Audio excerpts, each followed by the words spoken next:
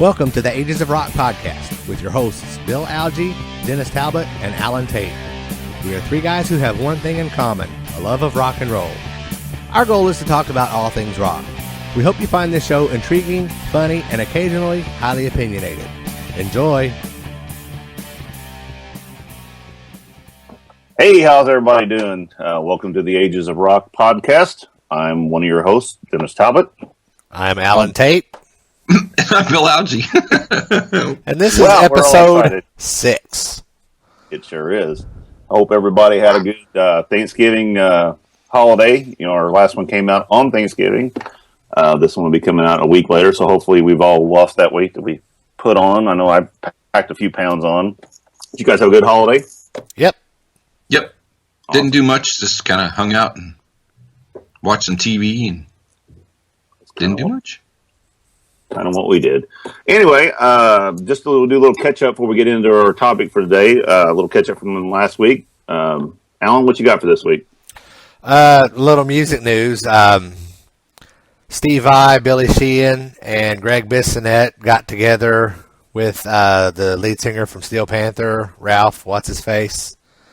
And from what I understand, David Lee Roth showed up, and before he could get out there and do anything, the fire marshal shut the show down. I was just wondering if maybe Eddie Van Halen didn't have something to do with that.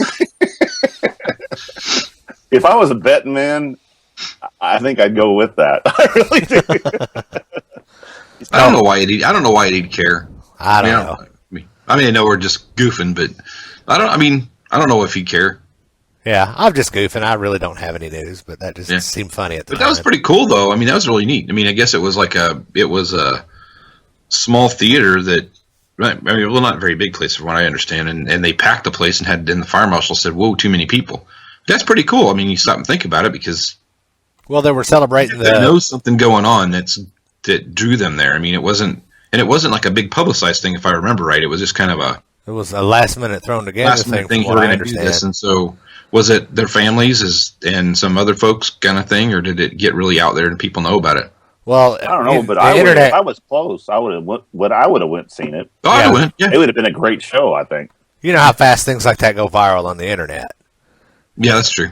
I did see them though. Did you guys see them? I saw that tour. Mm-hmm. It was really good. I was very impressed, actually.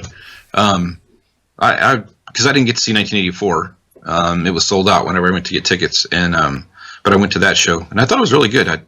Those guys were put on a great show, and David Lee Roth, like you said, all the Van Halen videos, he was jumping around and humping microphones, and good Lord, God knows what else. So I'd almost guarantee right now that the show you seen with him was a lot better than the show I saw with 84 with Van Halen. Because Dave, they seemed to he assembled a great well together. So that was a well done band. Yeah, and they were and he was happy then. You know, in 1984, that tour, they were not happy, and we've talked about that before. Yeah. So I'm sure it was a lot better show.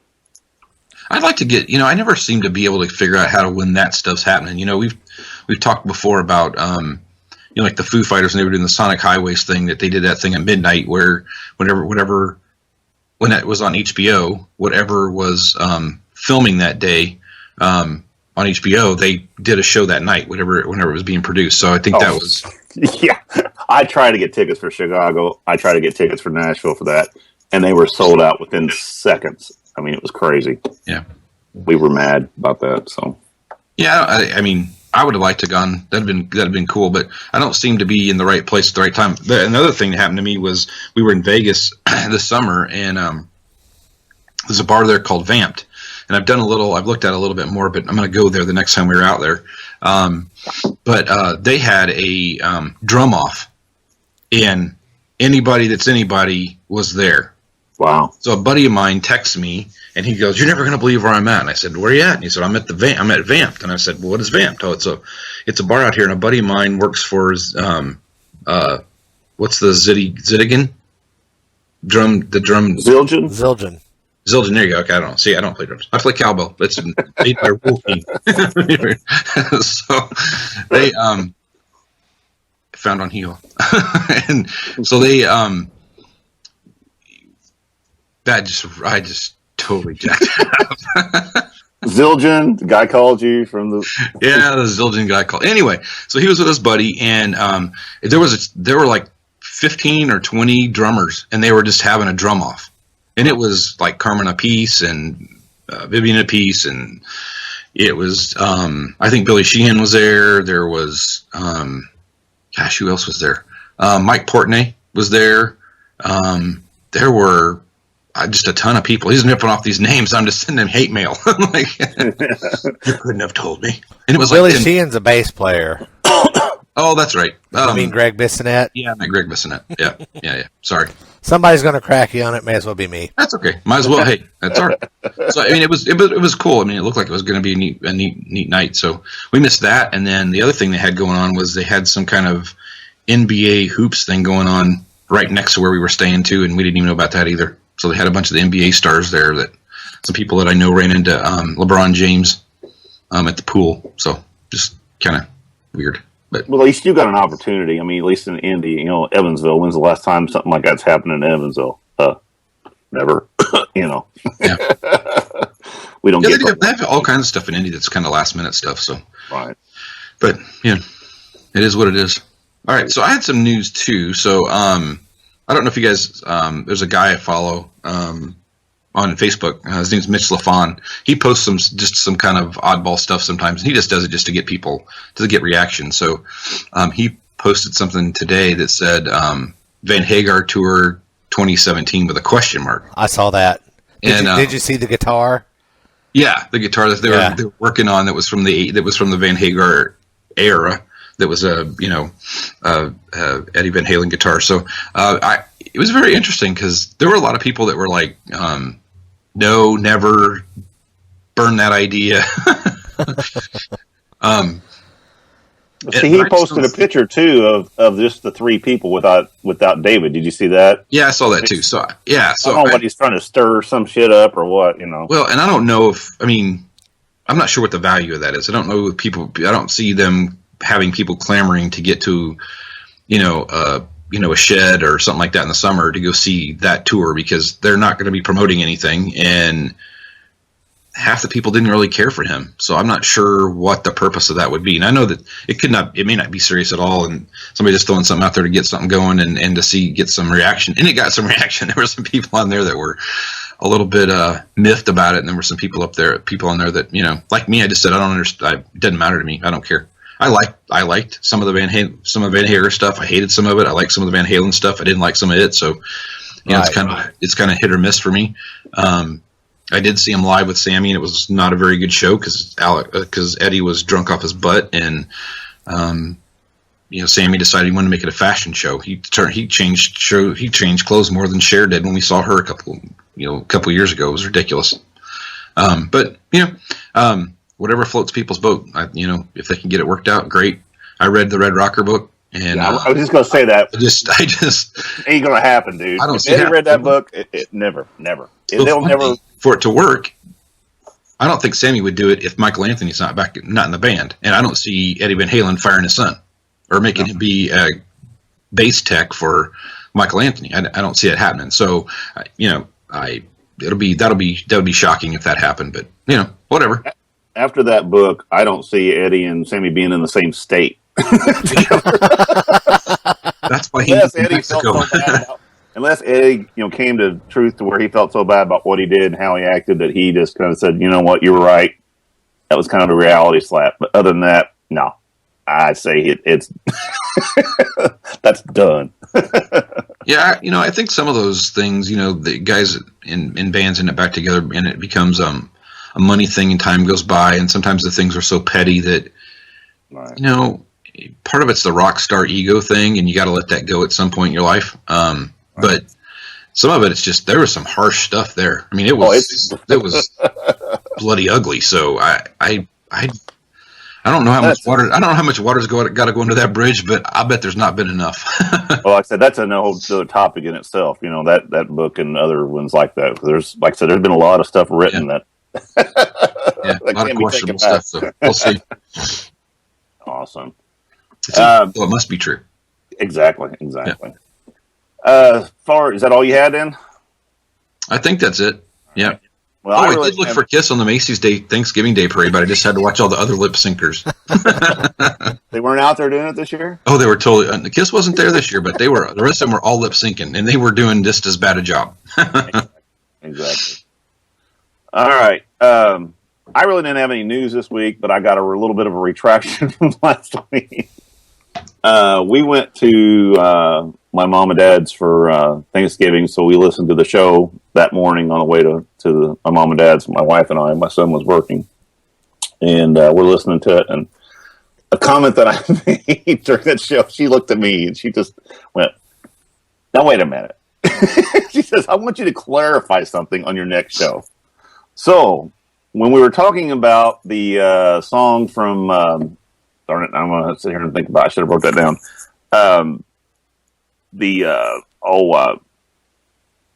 Damn it.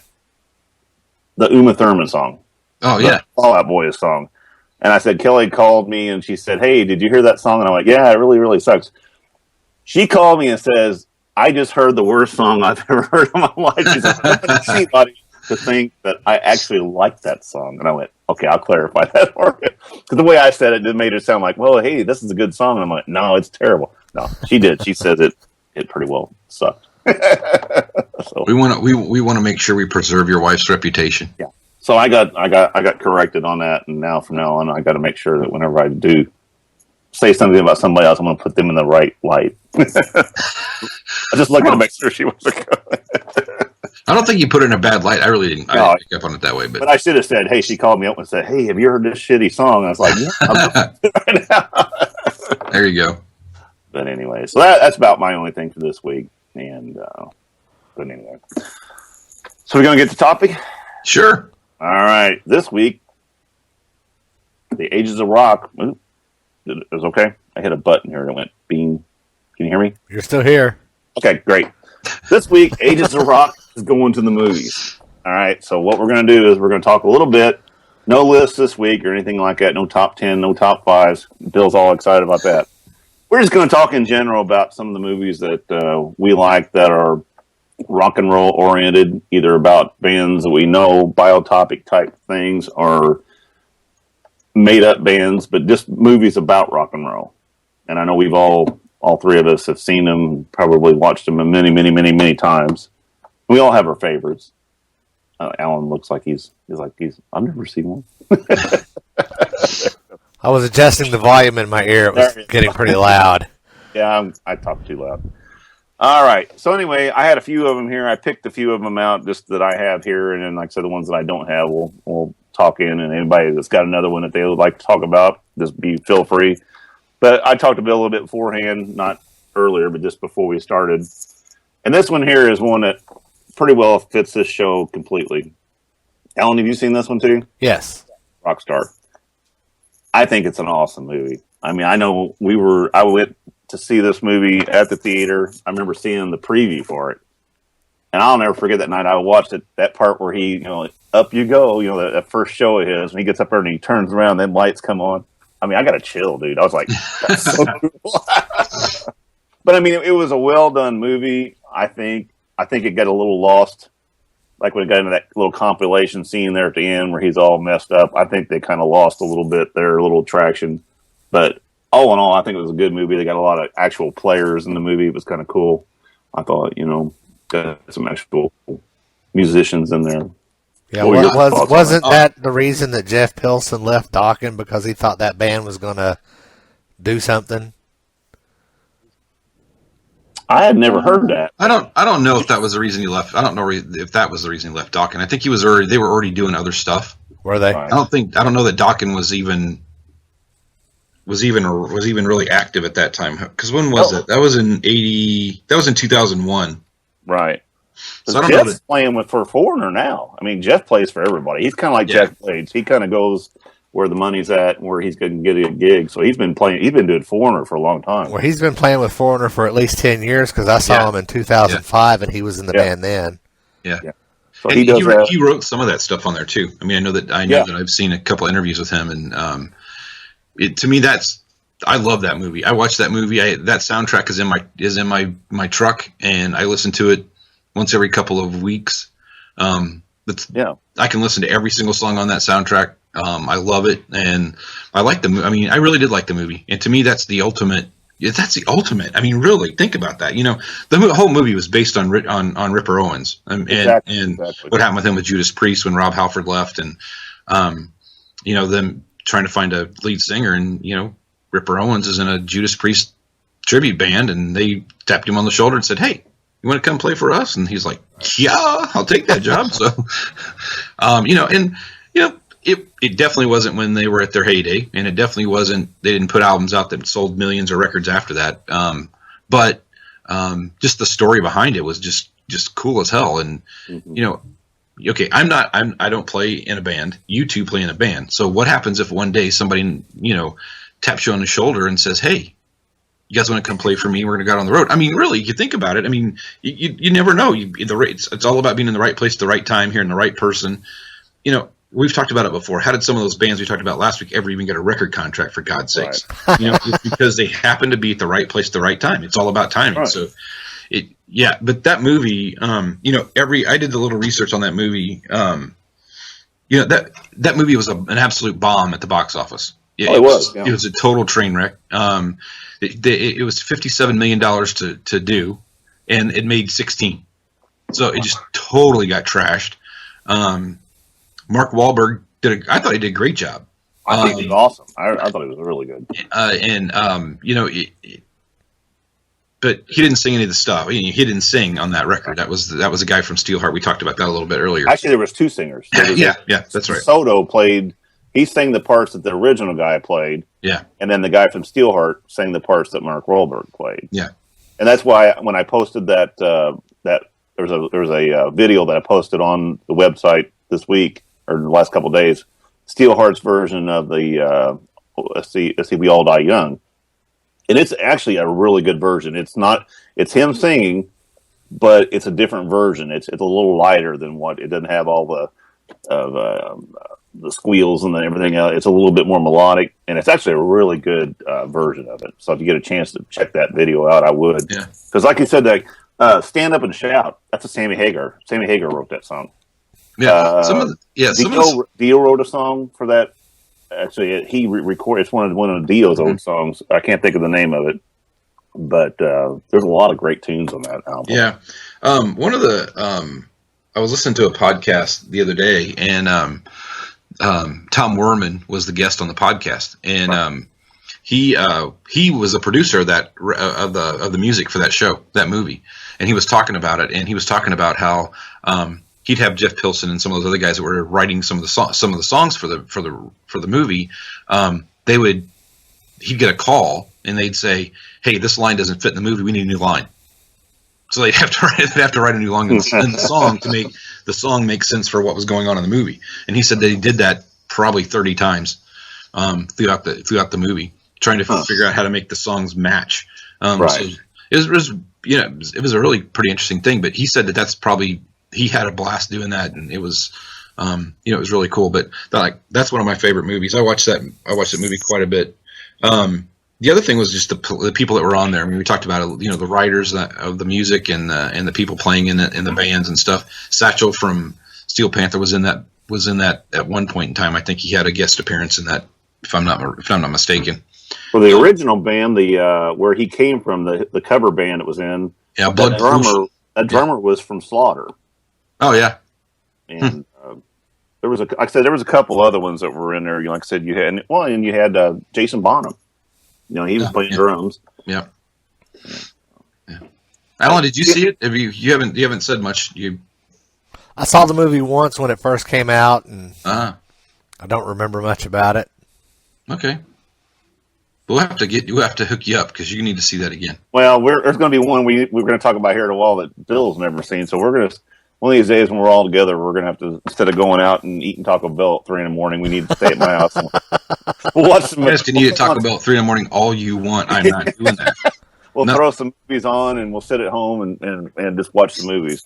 Nothing good ever comes from Taco Bell. Period. No. All right. So what else you got? You got something else? All right. This one here, I'm gonna wait on this one because it's not what you're talking about there. This is one of my favorites. It's not really rock, but it's that thing you do. Where am I at? There you go. Tom Hanks. It's about a made-up band. About these kids. They have a song. The drummer breaks his arm, so they get this other drummer comes in. They're playing a high school deal, and he speeds it up real fast. People love it, and I think there's only 2 songs on the whole show they do. They play that one like a gajillion times. Yeah. It's kind of cool about these kids who get thrown in to this. They're made stars real fast. And they got to do the way the record company does. It's a really good movie. It's another one of those ones that whenever it comes on, I watch it every time. I mean, if I catch it, kind of like Shawshank, when it's on, shit, now I ain't going to bed. Have you seen that movie, Alan? That thing you do, I have not. Yeah. I agree with Dennis. I've seen it a bunch of times. We went to the movie theater to see it actually, and I think the premise of the movie too was the kid that became the drummer was a swing drummer, right? And that was what kind of propelled the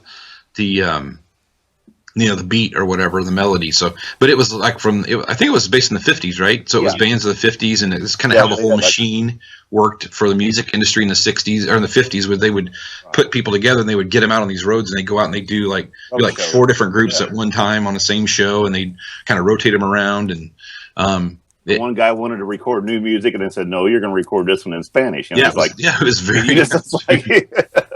And the thing was about this movie was Tom Hanks not only directed it, wrote the movie, he even wrote the songs, and he actually Playtone album. He actually has a record company called. He does have a play. That's right. Yeah, Playtone. Yep, and the soundtrack came out on Playtone Records. Exactly. So, yeah, it's cool. It's a real. Like I say, if you ever get a chance to watch it, it's a real good show. I really enjoy it. What's that? Go ahead. Oh, go ahead. Have you guys seen Trick or Treat? Yes. Yeah, I have the DVD. I like that. That movie is not. It's kind of a music movie because it was about for those people that are listening that are watching that don't know what it is. It's from 1986. It was a movie that starred. I have to go look at it. Do what? I actually have that. I'd have to go check it out. It was about a guy that was a rock star that died, and he was a devil worshiper, and he came back through the electronics of some, radio station, and this kid was a big fan, and he started speaking to him, and he was getting bullied and all this kind of stuff, and so he kind of helped this kid destroy all these other people and stuff like that. But it had some pretty cool music. The music was all by Fastway, which is a band that was really popular at the time, and the soundtrack is awesome. I have the soundtrack too. But just really good music and a lot of fun. And I guess Gene Simmons was in there in the movie. It was one of the movies he made in the 80s. It was actually a decent movie. Ozzy was in it too. He played. Ozzy was in it too. He was the minister or the priest. They did opposite roles for. What rock star could we put in this movie that nobody would suspect him to be a priest? We'll go with Ozzy, Prince of Darkness. We'll go with him. But that was a movie that I thought was really, really good. And again, the music was phenomenal. And then, you know what? It's kind of weird because I like that soundtrack, but I never bought another Fastway CD. Any other Fastway music? Fastway only had two good albums. They had their original album that came out they had the checkered front on it. Yeah. Fastway had all. We wore that one out, and then they had All Fired Up that came out, and it was okay. And then they had the soundtrack to that, and that was about it. That's all. Actually, the guy who sang for Fastway, kind of a red-haired, he's a real good singer. He sings for Flogging Molly. You ever heard of those guys? Yeah. Oh, yeah, I saw that. Kind of a Celtic kind of rock band. So he's been doing that for years. So he kind of dropped the rock and went with the Celtic kind of crap. So, well, while we're on the topic of movies and electricity, I pulled out the soundtrack for Shocker the other day. Oh, I forgot about that. Yeah, that movie. I like that movie. I like campy movies though. Right. So the more terrible the storyline is, or the more terrible the acting is, the more likely I am to enjoy a movie like that. But the Shocker soundtrack has got the Dudes of Wrath, which is Paul Stanley and Desmond Child, Tommy Lee on drums. I'm not sure. Maybe Slash was on guitar. Really? Don't quote me on the Slash thing. That's probably wrong. Wouldn't be the first time I was wrong. But it's also got Megadeth doing "No More Mr. Nice Guy." I remember that. Bonfire did a cover of Kiss's unreleased song "Sword and Stone" that was written and recorded for the Crazy Nights album, and then never got released. Did AC/DC do a song for that too, for Shocker, or not? No. I'm thinking of Maximum Overdrive. They did something for that. They did a whole soundtrack for that. Yeah, that's what that it was. was the Okay. soundtrack. Another terrible movie that I absolutely love. We all have our little guilty pleasures, even if it's music or movies. Exactly. Absolutely. Yep. Cool. What else So you got? Go ahead. Back to Bill. Yeah. So I had Eddie and the Cruisers. Oh, I forgot about that. I don't know if you guys have ever seen that movie. Eddie and the Cruisers, out in 1983. You can tell when I was a teenager, right? Exactly. But it was a movie about a 60s rock band that the lead singer just kind of came up missing, and they all of a sudden these recordings started coming out that he was singing on, but they were unreleased back in the 60s, so they were trying to figure out exactly what was going on, if he was really dead or not. But it was really good. I thought it was a good movie, and kind of had that whole 60s thing going, that whole kind of, they all wore black T-shirts and black jeans, and they were that kind of tough guy image, and cigarettes rolled up in their sleeves, and that whole kind of bit. And they had John Cafferty did the vocals and most of the music for that soundtrack. And I think there was actually 3. They did 3 movies. There was an 83, and then there was Eddie and the Cruisers 2 in 1989, and then in 2002, I think there was Eddie and the Cruisers 3, Eddie Lives, or something like that. Huh. And like most movies, they Friday the 13th, Part 12. Part 12. You should have stopped at 1 and just let it go. 2 isn't too bad, but the music's pretty original. Is all original stuff on it. I thought it was really good. I've got a couple of those 2 soundtracks anyway. And I remember the music. I don't think I've ever seen the movie. I know about the movie, but I don't think I've ever sat down and watched it. So it's pretty good. It's one of those, like I said, it's about a band that was traveling around, and they were starting to get broke, or to break, I guess, get big, and then all of a sudden their lead singer just left. So I don't know if he died. I remember him dying. I mean, they acted like he died, but I don't think he actually died. And I think that was the thing. They were trying to figure out, is he really dead, or does he have all this music and he's just releasing it, and everybody doesn't really know what's going on. So, but it's good. I think that's a good movie. I like that one. Speaking of a band that's broke. You mean broke? That's Upside Down, Dennis. Okay, there you go. Which is that Spinal Tap moment. What you would do. This is Spinal Tap. Is the greatest movie ever. Almost every band I know of ever see interviews about it, and they talk about their Spinal Tap moments. We just had one. That's what I'm saying. That's the kind even us lowly cover bands get those Spinal Tap moments every weekend.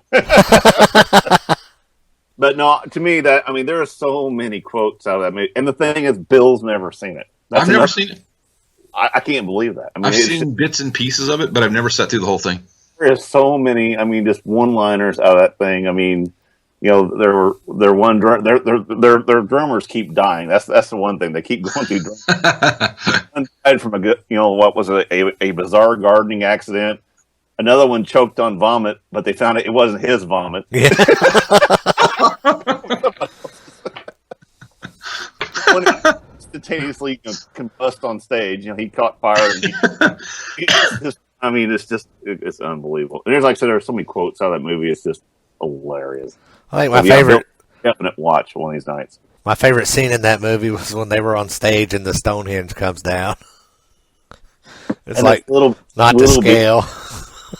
He wrote like 10 inches by 8 inches, and they make this thing, and he goes, "No, that's what you gave me." He's like, "No, I meant it big." There's these like little miniature like dwarfs out there dancing around it. It's the funniest shit ever. All right, well, I'm going to be in a hotel for the next couple of days every day, so if I get bored, I'll have to pull it up. And oh, you gotta watch it. Like I say, it's worth the watch. It's just one. It's hilarious, and it's old. Like I say, this was Spinal Tap came out. It says 09. That's not right. 84. That's when it came out. So it's really funny. And like I said, the band continued on playing. I mean, they toured and I mean, it's all original music. It's actually really good. So Wow. it's like early Steel Panther. Good stuff. Anyway, getting back to it. Alan, Go ahead, Alan. Go ahead, Dennis. I'm sorry. Yeah, I'm gonna bring up one here that's not a band thing, but it's got a lot of great music in it, and that's Rock of Ages. I know it's just been released recently. That's got a lot of great stuff in it, except for Tom Cruise. I'm just not. Axl Rose meets Brett Michaels via Tom Cruise. Oh my gosh! And then, like, of course, when you got two dudes dancing and making out to REO Speedwagon, that's just. I tell you, you need, and I know that Evansville. Does Evansville still have like the plays and musicals that tour through there? They have them come through. If that comes, you got to go see it. Lisa and I went to see it in Vegas this summer. It's a riot. It's funny. It's different though. You said it's told by the person that the friend of the guy that owned the bar. I guess. Yeah. So it's a little different than the movie, but it's hilarious. And the two guys thing was just it was so funny. And you could just it was really funny. The music on it's phenomenal. I mean, really good. I really like the music. I really like the music. A lot of that stuff up. Some of those songs are just awesome on there. Some that ones that Mary J. Blige sings on there are really good. I mean, I was like, damn, that's really well done. Yeah, and Julianne Huff's in the movie, so I don't give a crap that there's music. I don't even care if there's voices talking. But Tom Cruise, I was like, really? I mean, of all people you're going to throw in this movie is Tom Cruise. He did an okay job. It's just I can't get past the fact that it's Tom Cruise. Tom Cruise. Really? Yeah, it just wasn't. I don't know. The movie was okay. The movie was good. I mean, it was okay, and the music was great. But I'm not sure about all the acting was all that. No, I don't think it was all that. Yeah, but not good. That's all right. Whatever. Alan, you got any more or anything you want to talk about for different movies? Not really. The music movies, I've probably seen a million of them, and I don't remember most of them because I tend to watch a movie once, and unless it's like, Sling Blade or The Green Mile or something like that, I don't ever watch them again. Very, very seldom do I ever watch a movie again or even remember what it was about. Gotcha.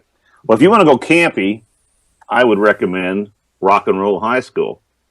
It's got the Ramones are basically in that. It's about the Ramones come to this town. This girl wants to get tickets for it, and it's pretty good. They do about 3 or 4 songs, and they got some not just cameos. They actually act what they could. It was a Ramone, so. But it's not. It's a pretty decent. It's very campy. It kind of reminds me of like Student Bodies or one of those movies like that. It's real cheap. I mean, it's extremely low budget.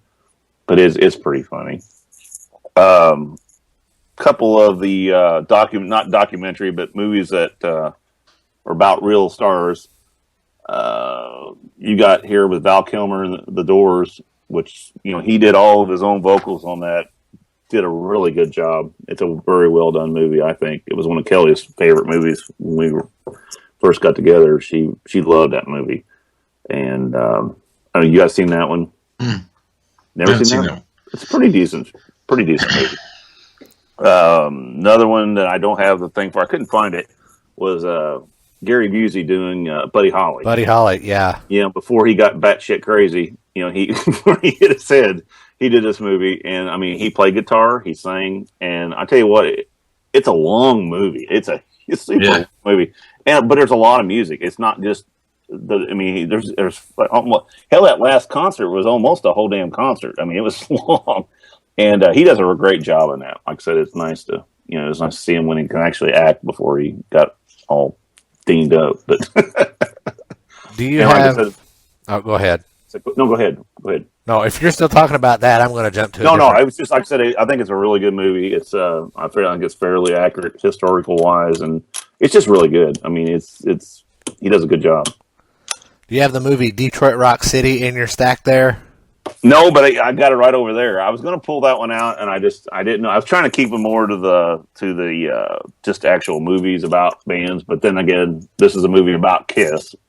But yeah, I seen. It was on HBO actually last night, and I watched it for like about 5 minutes, and then I just kind of turned it off. I just never did like that movie. I don't know.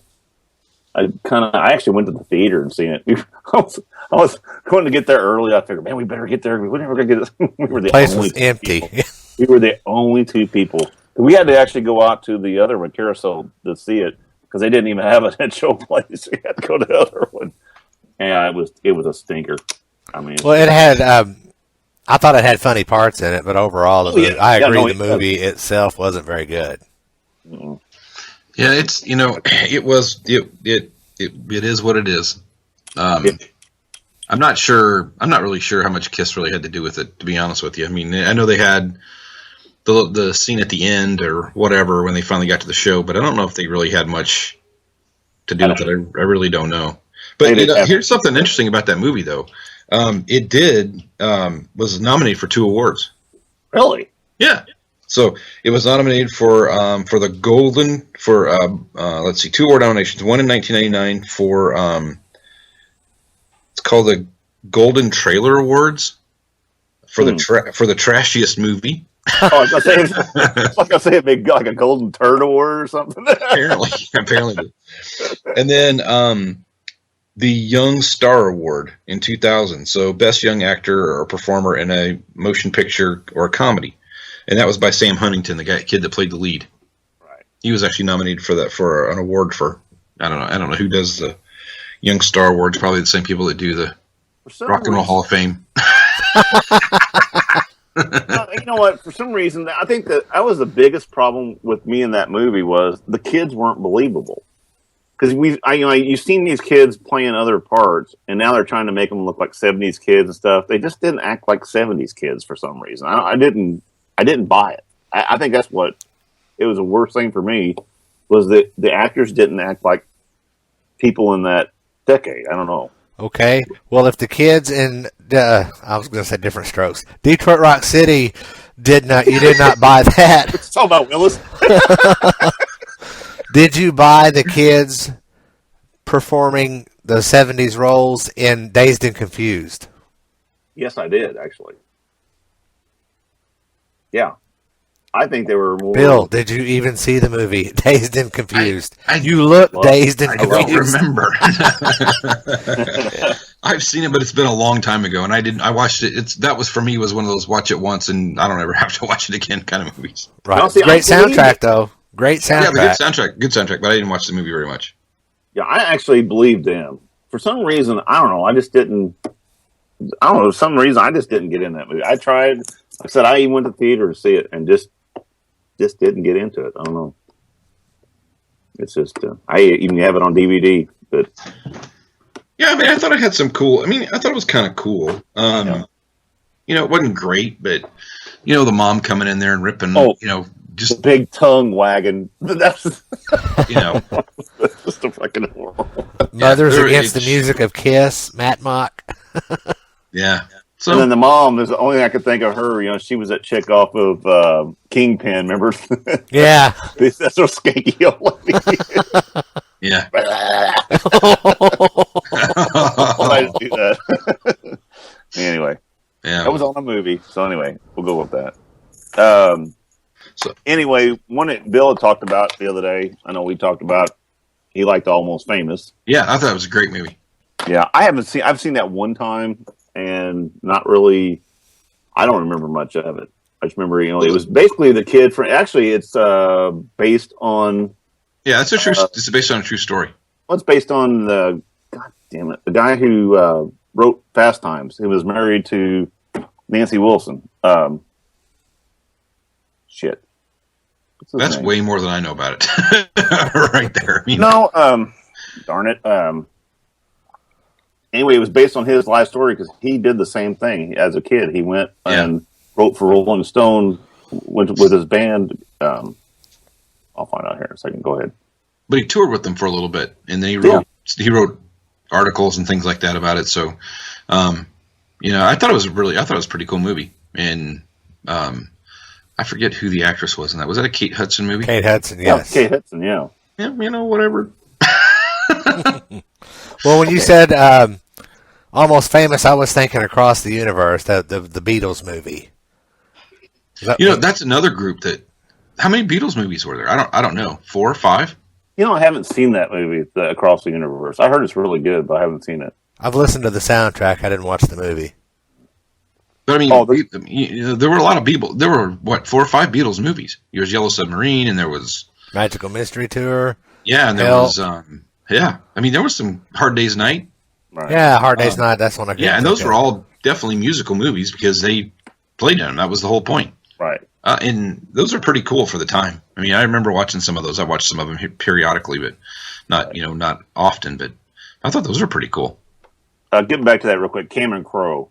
He was the guy who this story was based on. But like I said, I don't really. I need to probably watch that again. I kind of remember parts of it, but I don't. It wasn't one that like I said, I don't visit very often or haven't revisited. So I wrote in a couple others too. Go for it. So let's see. I wrote down Beatles movies. Grease.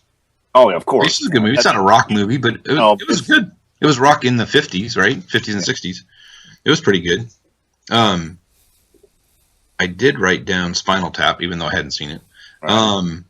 There's a movie called Begin Again. I don't know if you guys have seen that. It's been the last couple years. Name, but I can't think of what it is. Yeah, it's about a band, and actually it's about this songwriter. It's Keira Knightley. Is that her name? She was in a Star Wars movie, I think. Right. Pirates of the Caribbean. Sorry, not Star Wars.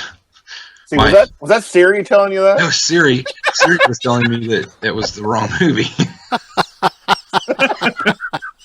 You got his own live Siri there. What's that? I have a live Siri. Just listens to everything I say. It's awesome.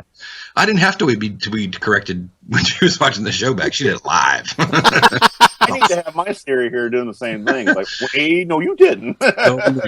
So, and then Mark Ruffalo and I haven't seen that. Adam Levine. Okay. So, the premise is Mark Ruffalo owns a record label, and the record label's moving into a different they're moving in a different direction.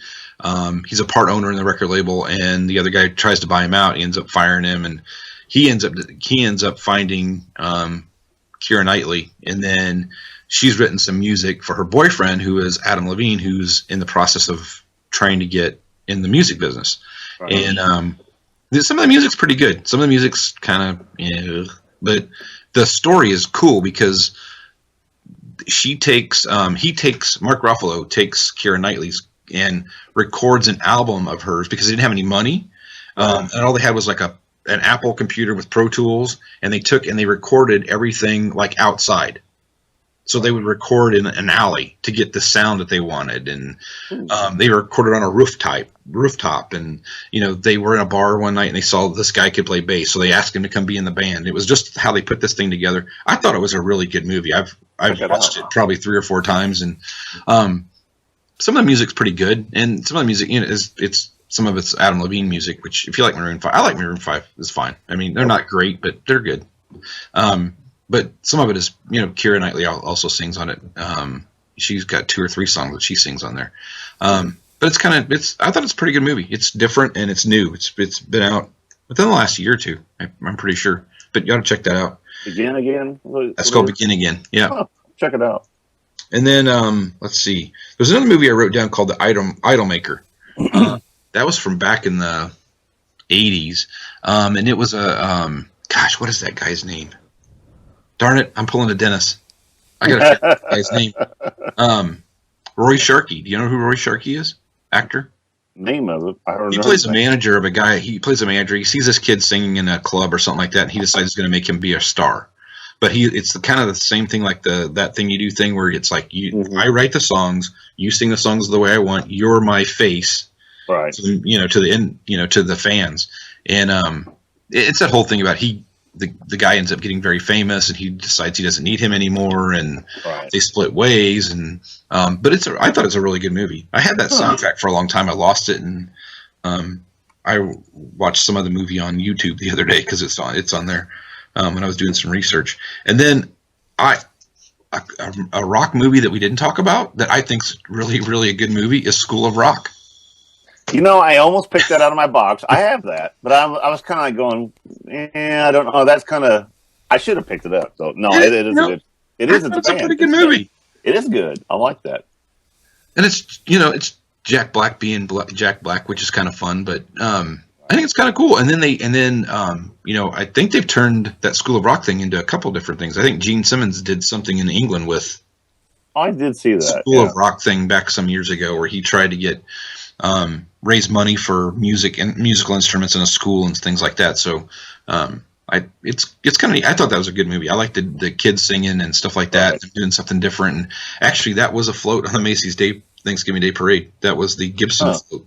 Was a School of Rock kids from the musical that's on Broadway right now. So kind of cool. I thought that's another one that I think's pretty cool. Jack Black did a couple of things like that in movies. He did that one where they were at the High Fidelity. No, not High Fidelity. Yeah, it was John Cusack. Yeah, that was High Fidelity. When they're in the record Fidelity. store, he had the death metal or death monkeys or whatever and he put that band together. And at the very end, remember, he plays it. He gets up on stage and he's singing kind of like James Brown type stuff. And it's really good. Mm-hmm. But he's done that a couple times. But yeah, no, I almost picked that movie out. I was going to bring it up. But I was like, I didn't know how far we're going to go on stuff. We going to go this far? Purple Rain. Hey, I love Purple Rain. You don't want to know how many times I've seen that movie. And I don't even really care much about Prince's music and stuff. It's the time. What's the guy's name? Morris Day. Yeah, We're staying the time. Those guys are awesome. It's great. All getting down, get the shit good. Get the shit off. I can tell you. What was the movie theater in North Park? What was that called? That wasn't Showplace. Carol. No. Old. This is old. This is way. Where's Siri at? Siri will have the answer to this question. Carol's was there on Diamond. No. Out in North Park, there was a two cinemas. Anyway, for a while. that's where it was. Yeah, it turned into a bar later, I think. That's where it was playing, and oh my gosh, I bet we saw that. I bet Lisa and I saw that 7 or 8 times at the theater. Right. Because it was like, what did it come out, like 83? It probably would have been 84. 84, yeah. And really the music is pretty good. I mean, I hate to admit this, but if it comes on the radio, I remember the hand gestures. About this one. No, we're not talking about Yes. I love this movie. Because it's got the disco in it. I mean, it's got a lot of great tunes. I mean, Bee Gees did a hell of a soundtrack for that. It's a great show. Yeah, really, how could you not like that? It's awesome. I mean, it really is a good movie. The story's pretty cool. I mean, It was a great story. yeah, it was a great story. It's an awesome story. Getting back to Campy real quick. Wait. We're not done talking about We're not done talking about that yet. Let's do it. I just think, I mean, I thought the movie was it was edgy for the time, and that movie changed music for a period of time. It was music for a period of time. Well, I didn't say it made it better. I'm just saying. I know how. It did. I mean, would you guys agree with that? It did. I mean, it was Absolutely. it was a movement. I mean, a complete changed everything. I remember my dad and my stepmom going to take disco lessons. Yeah. Because of that movie. It wasn't about otherwise they're not going to go out and take disco lessons. They came home and all of a sudden, thank God my dad never. I don't think he ever had a white. Well, you go to Kmart and shit like that. They'd have a thing set up with a mirror ball and lights and shit. And yeah. I mean, they would. I remember we didn't have Kmart at our time. We had a 3D. It was called Danner's Discount Department Store. But they took big black plastic and they made like a disco looking thing. It had lights and all this shit going on. I'm like, wow. It changed. It had a huge impact on music. Yeah, and music and clothing and hair and everything. It set a new trend. I mean, it was a trend Yeah. setting movie. And some great lines in that movie too. He touched my hair. I work on my hair all day, and then he goes and touches it. It's awesome. I love that. I can't. I haven't seen it for a while, but there's some good stuff in that movie. Hey, father. They always talk to his brother. He's like, that's some good. You got to be a priest. You need to go be a priest. Yeah. No, it's a good show. Italian. Yeah. All right. And on the other spectrum of that, I was getting ready to bring up. We're going to go campy. Go back to the Rocky Horror Picture Show. I just watched it again last weekend. I love that movie. That's got some great stuff. Tim Burton's not Tim Burton, but Tim Curry. Tim Curry. Man, he's all. I just seen a thing about that. They had like a 20? Well, it'd be a 30-year anniversary or 40. Oh, yeah, Yeah, about 40. Yeah. And he's all jacked up in a wheelchair, an electric wheelchair, and he's Is all it really? Yeah, he's got like he's in bad MS. shape. Yeah. Yeah, like MS Oh, or wow. something real bad. He can't talk like he's kind of all jacked up. But yeah, I mean, I love that movie. I think I've seen it. Actually, the first time I ever seen it was the last night they ran it at the Ross Theater, and I think Bill and I we talked about that a couple weeks ago. We were talking about the things that happened there, but it was pretty cool. I was like. And then later on, when I got it on, I've seen it on video. I had it on videotape. Now I've got it on DVD. But there's some great music on there. I mean, I love some of those songs on there. It's different. It definitely is different. Oh, And you can't. And it's weird to watch the movie. It's weird to watch the movie. I mean, It I've tried is. to watch the movie, and it's like, this is weird. Oh, it is weird. It's because you're not doing the newspaper in your head and the Right. squirt guns and the throwing rice and Toast. Toast and all. toast and whatever else is going on, and because it was on TV not long ago, and I watched part of it, and I was like, it's just not the same without all the other stuff. It loses its thing. It's an audience movie. I mean, you got to Yes. watch it with an audience. Do you know of any other movies like that? I don't. Like an audience participation movie? No, not They had to that. have it in an old crappy theater that was going to be torn down because people freaking destroyed some stuff in there. Oh, wait a minute. Wasn't Pee Wee Herman in an audience participation movie? Oh, wait a minute. Oh, wait. He was at an audience participation movie. Oh, okay. That's what it was. He was the audience member that was participating. I'm sorry. I had to throw that one in. Oh, gee. I had to go there. That's No, much better than my hee-haw reference earlier that did not work at all. It's just dead. Another really couple real quick ones. Ones I kind of forgot and just remembered as we were talking about things. Heavy Metal. Did you guys see that? Yeah. The Long animated- time ago. Yeah, it took a long time, though. A lot of great songs in that. I mean, it had a lot of original. You had there was some Dio in there. Don Felder did some songs. Cheap Trick. There was a lot of that. Soundtrack's really good. And then on top of that one, of course, Pink Floyd, The Wall. Love that movie. That movie is just awesome. Is that a documentary? Or is that really just a real movie? The Wall? Yeah. Oh, no. The Wall is a movie. I mean, it's just about this guy named Pink. I mean, as you go through the Wall thing, Comfortably Numb and all that, it's about this guy he's just lost it. He's building this wall around him.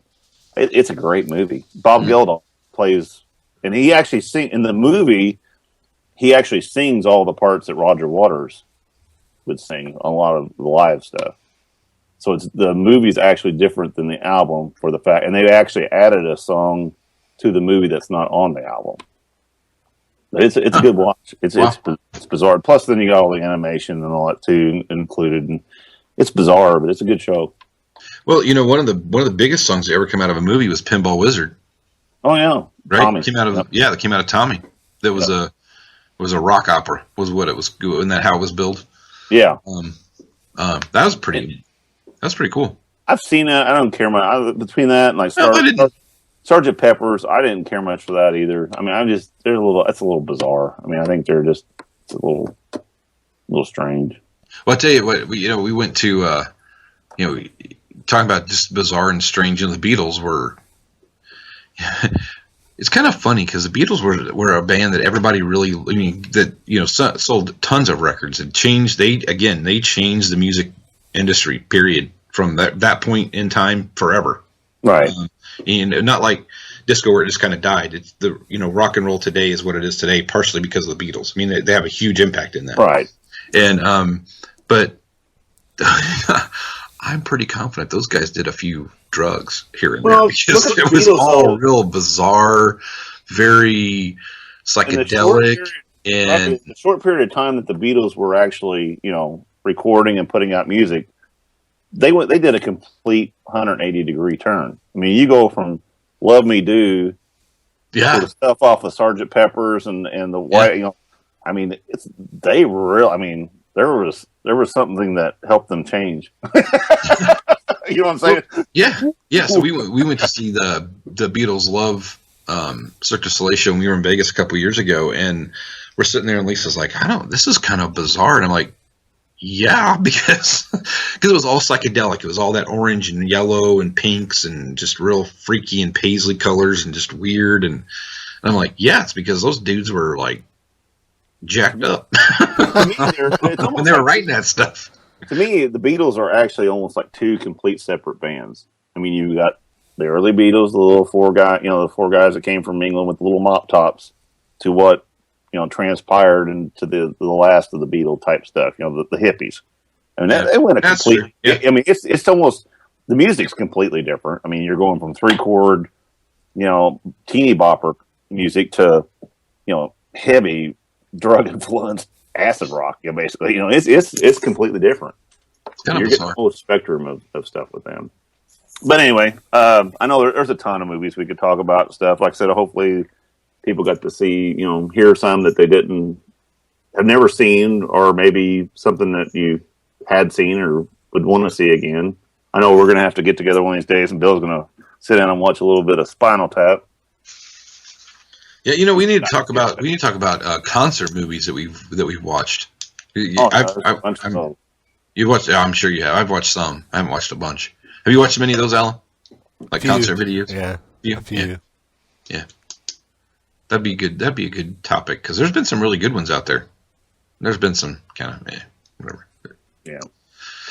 All right. So, anyway, but like I said, we're going to I know we've been doing some odd kind of topics here. I know next week we're going to get back on probably talk about a little bit more the heavy metal and the harder rock stuff. But before that, hey, did you guys hear you getting good music this week? Anything worth listening to or anything? I know the one thing I posted was that one Steelheart. I thought that was really cool. If you get a chance to check that out. I did like your video that you posted of the early Poison with the bad spandex. Man, I was like, I don't know. That's not new music, but it's. I'd never heard that before. Number one, I've never heard it either. Was that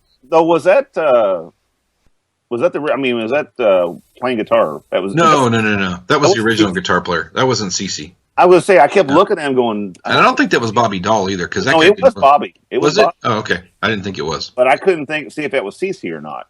I even had trouble figuring out it was Bret Michaels until he started moving around. And I'm like, oh, that's totally Bret Michaels. But you didn't notice the bulge or anything. You couldn't figure that out. I was like, I thank God I never noticed that before, and if I never see that again, that'll be fine. But it was weird because I got posted, and I'm like, that is bizarre. Why would you? And at one point in time, have you watched it yet, Alan? No. So you see Bret Michaels using this air mic. Which is really funny because they're like in a studio. He's the inventor of the air mic. Did you know that? You what? I've never seen anybody do it, so I guess he's the inventor of the air mic. Probably. But there's no microphones or anything, and they're playing and jumping around, and it's just and he's got spandex on it. And it's not, it's not good.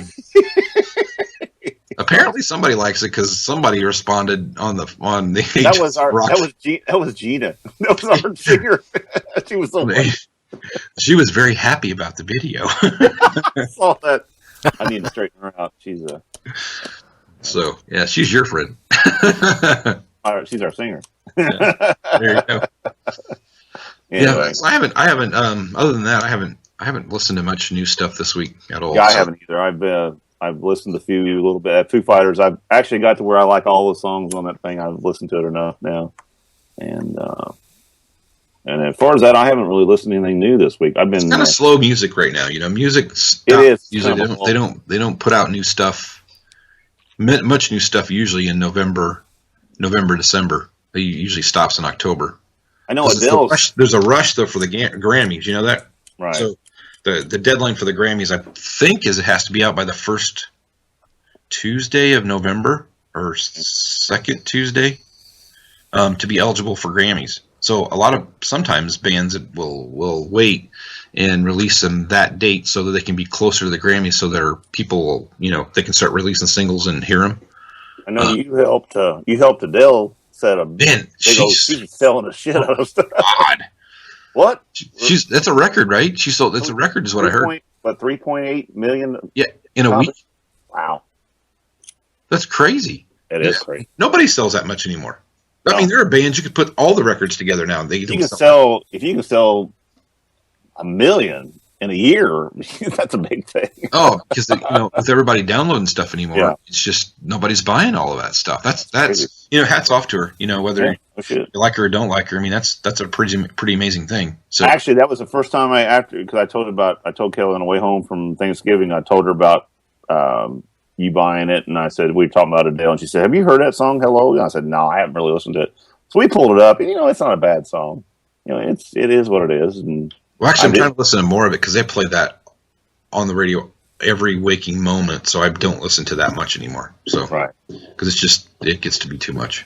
I don't listen to stations that play it, but I'm ready for some new rock stuff to come out, though. I am too. We need some new rock. Need some new rock stuff. Who did I see had a new album? Had an album out I haven't heard yet. Was that I heard another good song this week.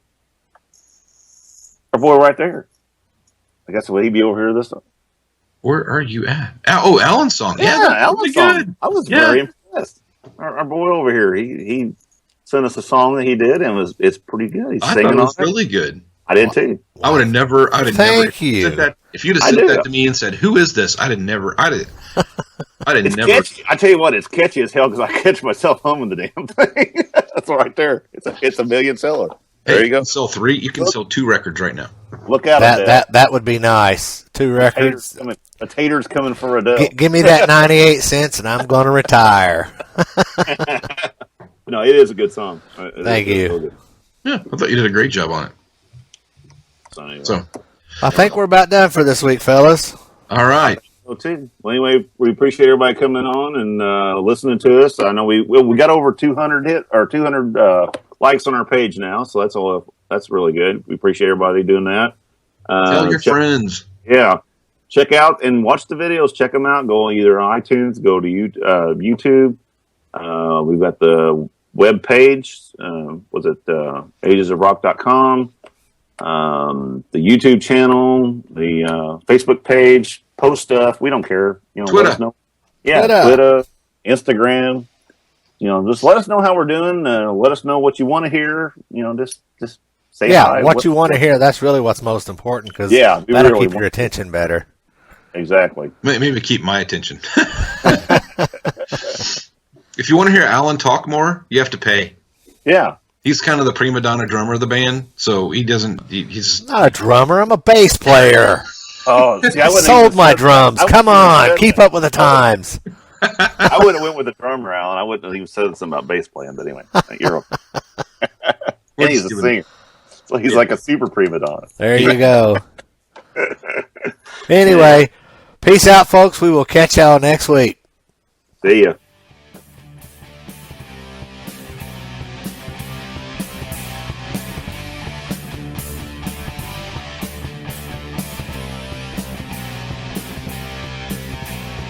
Thanks for listening to the Ages of Rock podcast. If you haven't done so already, be sure to subscribe to our YouTube channel, like us on Facebook, and most importantly, tell all your friends. Remember, you're never too old to rock. Until the next episode, peace out, folks.